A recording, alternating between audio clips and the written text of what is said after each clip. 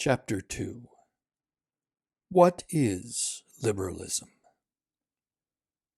Protestantism naturally begets toleration of error, rejecting the principle of authority in religion. It has neither criterion nor definition of faith. On the principle that every individual or sect may interpret the deposit of revelation according to the dictates of private judgment, it gives birth to endless differences and contradictions. Impelled by the law of its own impotence, through lack of any decisive voice of authority in matters of faith, it is forced to recognize as valid and orthodox any belief that springs from the exercise of private judgment. Therefore does it finally arrive, by force of its own premises, at the conclusion that one creed is as good as another.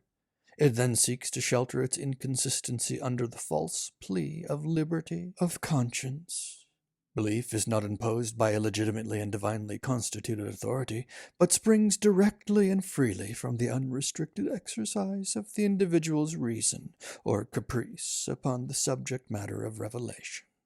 The individual or sect interprets as it pleases, rejecting or accepting what it chooses. This is popularly called liberty of conscience. Accepting this principle, infidelity, on the same plea, rejects all revelation, and Protestantism, which handed over the premise, is powerless to protest against the conclusion. For it is clear that one who, under the plea of rational liberty, has the right to repudiate any part of revelation that may displease him, cannot logically quarrel with one who, on the same ground, repudiates the whole. If one creed is as good as another, on the plea of rational liberty, on the same plea, no creed is as good as any. Taking the field with this fatal weapon of rationalism, infidelity has stormed and taken the very citadel of Protestantism, helpless against the foe of its own making.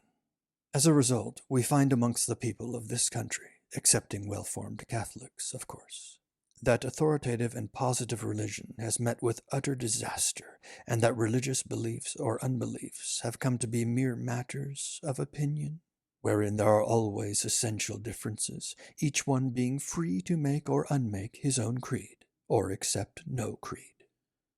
Such is the mainspring of the heresy constantly dinned into our ears, flooding our current literature and our press.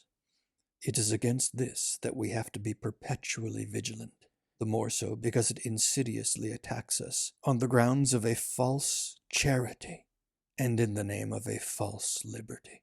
Nor does it appeal to us only on the ground of religious toleration. The principle ramifies in many directions, striking root into our domestic, civil, and political life, whose vigor and health depend upon the nourishing and sustaining power of religion.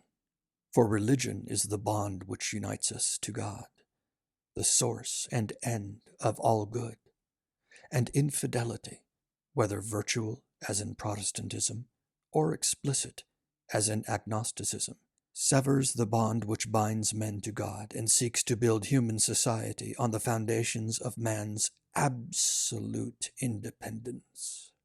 Hence we find liberalism laying down as the basis of its propaganda the following principles. 1. The absolute sovereignty of the individual in his entire independence of God and God's authority. 2. The absolute sovereignty of society in its entire independence of everything which does not proceed from itself. 3. Absolute civil sovereignty in the implied right of the people to make their own laws in entire independence and utter disregard of any other criterion than the popular will expressed at the polls and in parliamentary majorities. 4. Absolute freedom of thought in politics, morals, or in religion, the unrestrained liberty of the press. Such are the radical principles of liberalism, in the assumption of the absolute sovereignty of the individual, that is, his entire independence of God. We find the common source of all the others. To express them all in one term, they are, in the order of ideas, rationalism, or the doctrine of the absolute sovereignty of human reason. Here human reason is made the measure and sum of truth. Hence we have individual, social, and political rationalism, the corrupt fountainhead of liberalist principles, which are absolute freedom of worship, the supremacy of the state, secular education repudiating any connection with religion, marriage sanctioned and legitimatized by the state alone, etc. In one word, which synthesizes all, we have secularization, which denies religion any active intervention in the concerns of public and of private life, whatever they be. This is veritable social atheism. Such is the source of liberalism in the order of ideas. Such, in consequence of our Protestant and infidel surroundings, is the intellectual atmosphere which we are perpetually breathing into our souls. Nor do these principles remain simply in the speculative order, poised forever in the region of thought. Men are not mere contemplatives. Doctrines and beliefs inevitably precipitate themselves into action. The speculation of today becomes the deed of tomorrow, for men, by force of the law of their nature, are ever acting out what they think. Rationalism, therefore, takes concrete shape in the order of facts. It finds palpable expression and action in the press, in legislation, and in social life. The secular press reeks with it, proclaiming with almost unanimous vociferation absolute division between public life and religion. It has become the shibboleth of journalism, and the editor who will not recognize it in his daily screed soon feels the dagger of popular disapproval. In secularized marriage and in our divorce laws, it cleaves the very roots of domestic society. In secularized education, the cardinal principle of our public school system, it propagates itself in the hearts of the future citizens and the future parents. In compulsory school laws, it forces in the entering wedge of socialism. In the speech and intercourse of social life, it is constantly asserting itself with growing reiteration.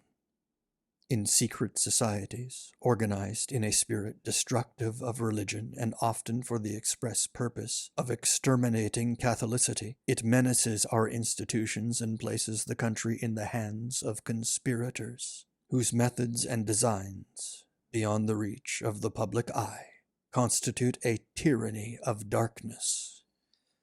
In 1,000 ways does the principle of rationalism find its action and expression in social and civil life, and however diversified be its manifestation, there is in it always a unity and a system of opposition to Catholicity.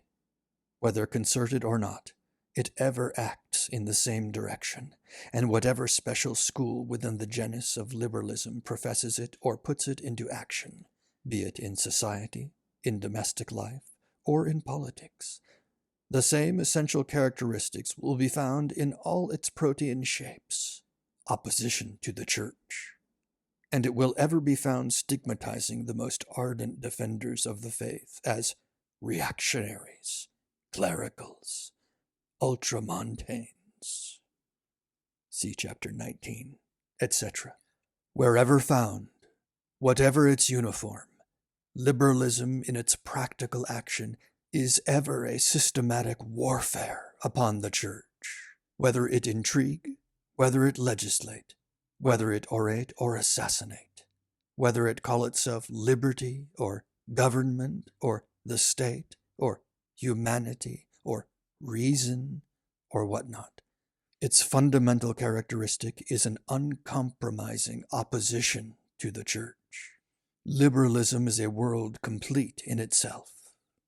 It has its maxims, its fashions, its art, its literature, its diplomacy, its laws, its conspiracies, its ambuscades.